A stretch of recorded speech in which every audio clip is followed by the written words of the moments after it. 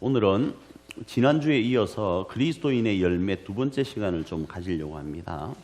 지난주에는 또 하나의 열매라는 제목으로 말씀을 나누면서 그 또 하나의 열매가 충성의 열매와 그리고 흔적의 열매, 상처를 통한 흔적의 열매에 대해서 말씀을 드렸습니다.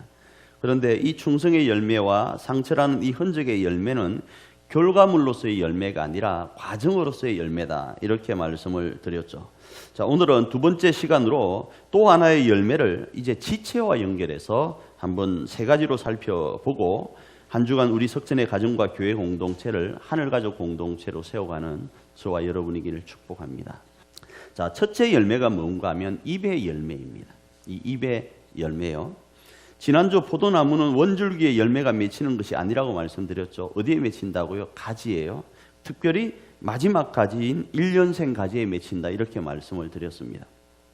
바로 오늘 다루는 세 가지 열매가 맺히는 곳이 우리 지체의 마지막 부분에 해당되는 거예요. 이 잎도 또 다른 무언가도요. 그래서 그 마지막 가지에 해당하는 부분이기 때문에 그 중에 잎이라는 이 마지막 가지는 어떤 열매를 맺어야 되는가를 살펴보려고 하는 거예요.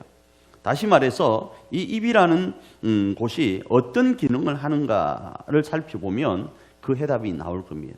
그래서 많은 기능 중에서 잎이 말하는 기능을 가지고 있다, 이렇게 정의하고 한번 살펴보려고 합니다.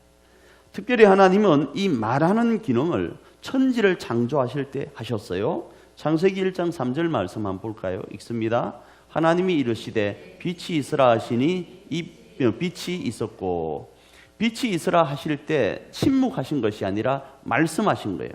말씀하시니 그래서 그대로 되니라, 이렇게 말씀하고 계시지 않습니까? 이처럼 하나님께서 사용하신 말은 창조적인 능력이 있는 거예요. 창조의 기능이 있는 거예요. 그래서일까요? 이게 일반 계시적으로 이런 말이 많아요. 하나님의 어떤 형상과 모양으로 지어지고 하나님이 행하셨던 그 일들이 성경 바깥에서도 증명되어지는 게 많아요. 그 중에 뭔가 하면 우리말에도 말이 뭐가 된다? 씨가 된다. 그래서 애들입니다. 애들은 말을 잘못하잖아요. 그럼 뭐 하죠? 태태태 해요. 왜? 그 말을 주워 담을 수는 없으니까 그 말이 잘못 나갔다고 해서 야, 빨리 너 태태태 해. 못 들어보셨죠? 그러더라고요. 저도 그런 건 안 쓰는데 아이들은 그렇게 하더라고요.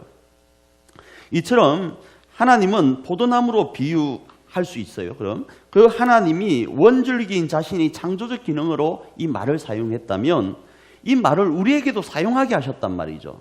사용하게 하실 때 창조적 기능으로 사용하신 하나님을 닮아서 뭐로 사용하게 하시는가 하면 우리 입으로 사용될 때는 타인을 축복하는 말로 사용하게 하시는 거예요. 왜? 창조적 기능이 있으니까. 생명을 살리는 곳에 창조적 기능이 있는 것처럼 축복을 통해서 사람을 살리는 데 쓰라고 하는 거예요. 그 예가 바로 믿음의 출발이자 조상인 아브라함입니다. 그리고 아브라함을 시작으로 해서 믿음의 우선인 모든 인류가 축복의 말을 하도록 하셨어요. 그 말씀이 우리가 잘 알고 있는 창세기 12장의 말씀인 거죠. 창세기 12장 3절 읽습니다. 너를 축복하는 자에게는 내가 복을 내리고 너를 저주하는 자에게는 내가 저주하리니 땅의 모든 족속이 너로 말미암아 복을 얻을 것이라 하신지라. 무슨 말이죠? 아브라함을 복의 근원으로 삼고 아브라함을 누군가가 저주하면 저주해버리고 누군가가 축복하면 축복하는 거예요. 근데 그 아브라함이 아브라함으로만 끝난 게 아니고 그 후손들인 우리까지도 연결되는 거예요. 그래서 누누이 제가 말씀드리잖아요. 여러분은 저를 절대로 저주하면 안 돼요. 못생겼다 해도 안 되고 키가 작다 해도 안 되고 코에 오늘 뽀러지가 났네 해도 안 돼. 다 좋은 말만 해주셔야 돼. 그런데 저만 그런 게 아니고 여러분에게 저 역시도 마찬가지인 거예요. 모두가 다 뭐요? 생명을 살리는 말, 길을 세우는 말, 응원하는 말, 축복의 말만 하게 되어 있는 거예요. 만일에 그 말 외적인 걸 하게 된다 치면 그게 도리어 반사가 되는 거예요. 애들이 반사 이러잖아요. 반사되는 거예요. 그래서 저와 여러분의 입에 이 축복의 열매가 가득하기를 정말로 축복합니다. 심지어 상대가 나를 저주한다고 할지라도 우리는 그를 향하여 뭐 해야 되는가? 축복해야 된다고 합니다. 왜? 이 원리 때문에. 반사의 원리 때문에. 누가복음 6장 28절입니다. 읽습니다. 너희를 저주하는 자를 위하여 축복하며 너희를 모욕하는 자를 위하여 기도하라. 이 기도가 쉽지 않아요. 제가 한 번은요, 정말로요, 전도사를 처음 어디서 시작했는가 하면 거여동이라는 곳에서 시작했습니다. 지하에서요. 한 40명, 30명 정도 모이는, 그 출석 인원이 모이는 지하에서 임마누엘 교회라고 했었어요. 아니, 베데스다 교회라고 했었습니다. 베데스다 교회라는 곳에 전도사 사역을 나갔는데, 파트 전도사이지만요, 거기서 숙식을 다 해결했습니다. 그런데, 그렇게 하고 있는데, 어떤 좀 안 좋은 일이 있었어요. 저를 조금 이렇게 공격하는 사람이 있었습니다. 교회 안에서. 시샘하는 사람이 있었죠. 그런데 어느 날 새벽에 그렇게 기도하니까 갑자기 저 마음에 내 의지와는 상관없이 내 속에 뭐가 들어오는가 하면 그 사람을 축복하고 사랑하는 마음이 주어지는 거예요. 정말 놀라서 하나님 나 기도 안 할랍니다 했습니다. 왜요? 내 생각은, 내 의지는 그 사람을 저주하고 싶은 거예요. 저주하고 싶은데 기도하니까 사랑하는 마음이 들어오니까 내 의지와는 반하잖아요. 그래서 기도를 멈춰야 되겠다는 생각을 한 적이 아직도 내리에 박혀 있어요. 왜 하나님은 나에게 그런 사랑의 마음을 주셨을까? 그 사람 때문이 아니라 내 복 받으라고요. 나 복 받으라고. 왜? 반사의 역사가 있으니까. 그래서 모욕하는 자를 위해서도 뭐 해야 되는가? 기도해야 되는 거예요. 여러분 집에 많잖아요. 그죠? 그들을 위해서 뭐 해야 되는 거예요? 기도해야 되는 거예요. 그러면 하나님이 여러분의 그 기도의 마음에 분명히 제가 경험했던 그 사랑이 생길 거예요. 생기면 도리어 그에게도 복이 되겠지만 우리에게도 복이 될 거예요. 그런데 이렇게 말하는 기능을 입이 제대로 발휘하기 위해서는 뭐가 필요하죠? 입이 그대로 말을 하기 위해서는 뭐가 필요한가 하면 기라는 게 필요해요. 이 기라는 지체가 없이는 말을 하기가 어렵습니다. 다른 부연 설명은 생략합니다. 사람은 들은 것을 말합니다. 그죠? 들은 것을 말하게 돼 있어요. 그 예를 조금 말씀드리면요. 오래전에 제가 우리 이영순 권사님께서 알려주신 예를 한번 사용한 적이 있었습니다. 기억 여러분은 없을 겁니다.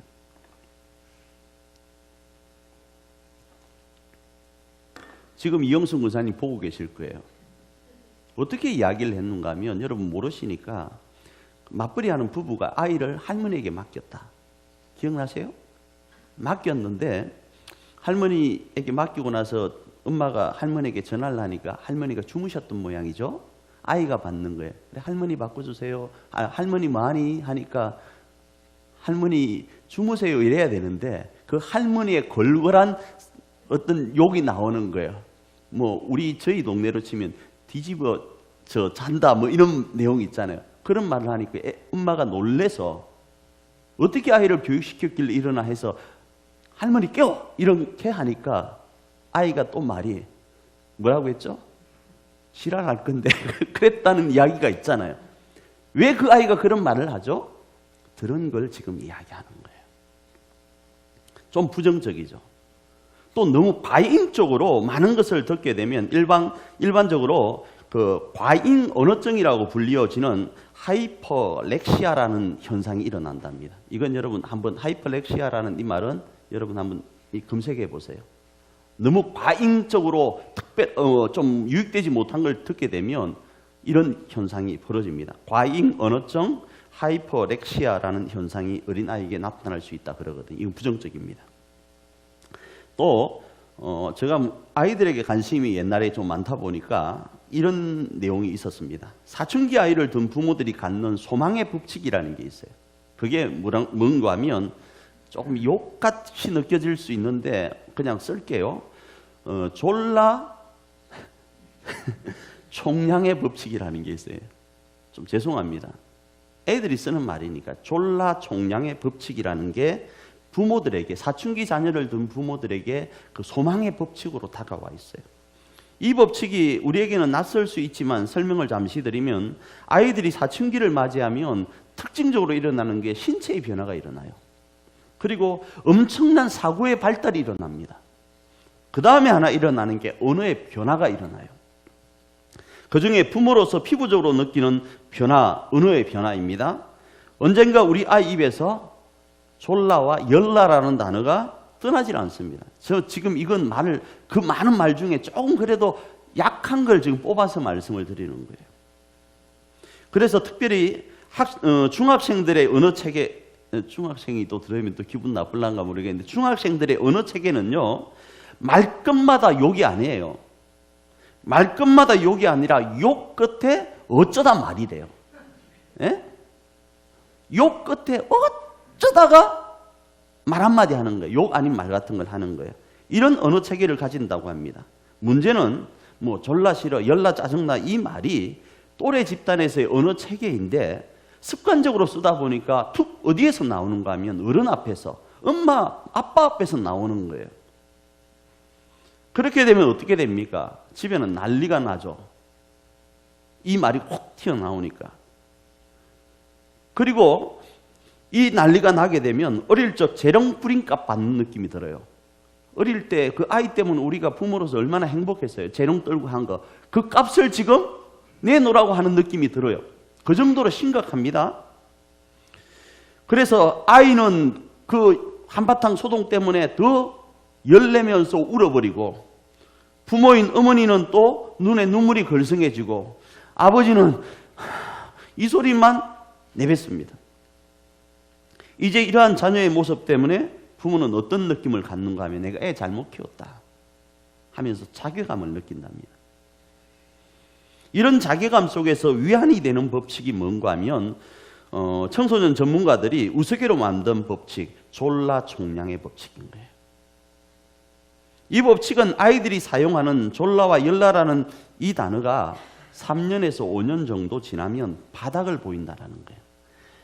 그 총량이라는 게 있어서 총량을 다 쓰고 나면 이제 그게 소진되어서 조금 덜 쓰게 되는 거예요. 그런데 이렇게 바닥을 보이는 이유가 3년에서 5년 정도의 기간이라고 보편적으로 하는데, 이 기간이 지날 때는 동일한 거예요. 처음에 아이들이 이 단어를 쓰게 된 건 그 또래 집단의 언어 체계가 그러한 걸 듣다 보니까 계속 쓰게 되는 거예요. 그렇잖아요? 그런데 3년이나 5년이 지나면 이 또래 집단의 문화가 바뀌어요. 그래서 쓰는 단어가 스스로 바뀌어지다 보니까 듣는 소리가 이 소리가 아닌 또 다른 소리를 듣게 되니까 말하는 소리도 바뀌어진다는 거예요. 그러기에 이처럼 축복된 말을 하기 위해서는 뭘 해야 됩니까? 듣는 걸 잘해야 되는 거예요. 세상은 우리 개인의 유익에 초점을 두고 저주할 것은 저주하라고 가르칩니다. 그런 소리가 우리 귀에 계속 들리잖아요. 그래서 세상의 언어 체계는 축복된 말 끝에 저주의 말이 있는 게 아니고요, 저주의 말 끝에 어쩌다가 축복된 말 한마디씩 하는 거예요. 사랑합니다 말 그 한마디가 나오기까지는 세상의 언어 체계는요, 수많은 저주가 있어요.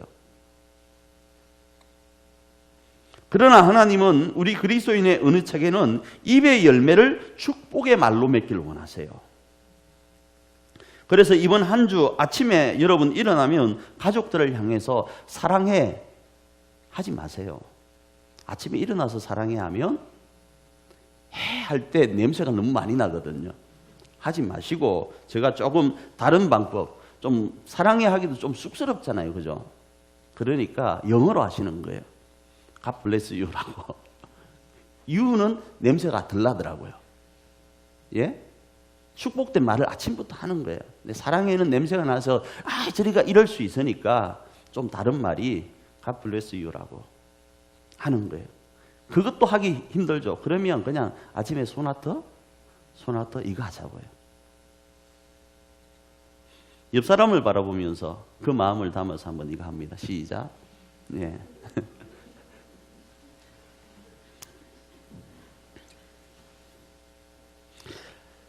두 번째로는 손과 발의 열매입니다.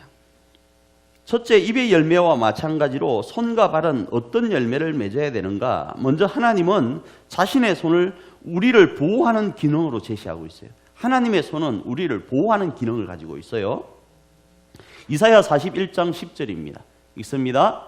두려워하지 말라. 내가 너와 함께함이라. 놀라지 말라. 나는 내 하나님이 됨이라. 내가 너를 굳세게 하리라. 참으로 너를 도와주리라. 참으로 나의 의로운 오른손으로 너를 붙들리라.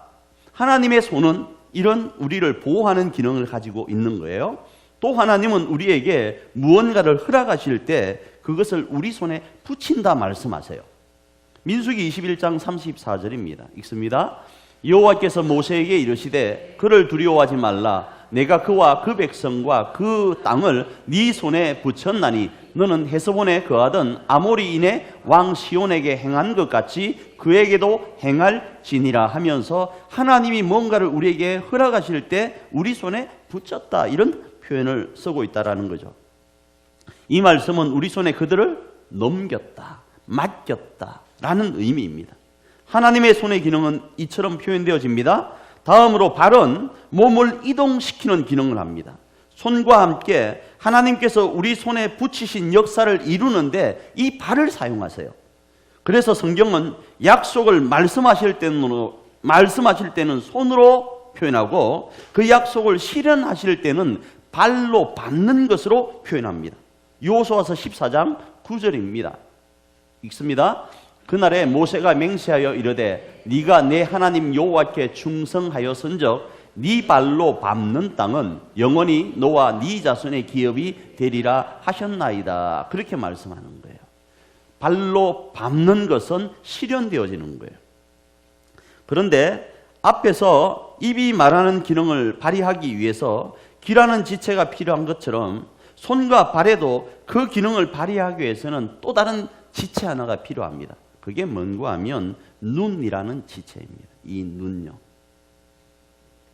그래서 하나님이 주신 것을 말씀이라는 것으로 제대로 보고 판단하지 않고 막 손으로 잡으려고 하면요, 보지 않고 잡으면 뭘 잡게 되는가 하면 현장 전문 용어로 똥을 잡을 수 있어요. 그래서 똥손이라 그래요.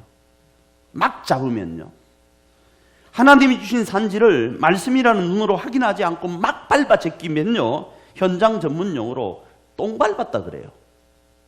제가 우스개 표현으로 여러분에게 지금 말씀하는 거는 그럴 수 있기 때문에 그래요. 말씀이 없는 상태에서 말씀의 어떤 시각으로 바라보지 않는 상태에서 내가 손을 뻗으면요, 지금은 그게 뭉클하면서 뭐 촉감이 좋은 것 같죠? 똥이에요.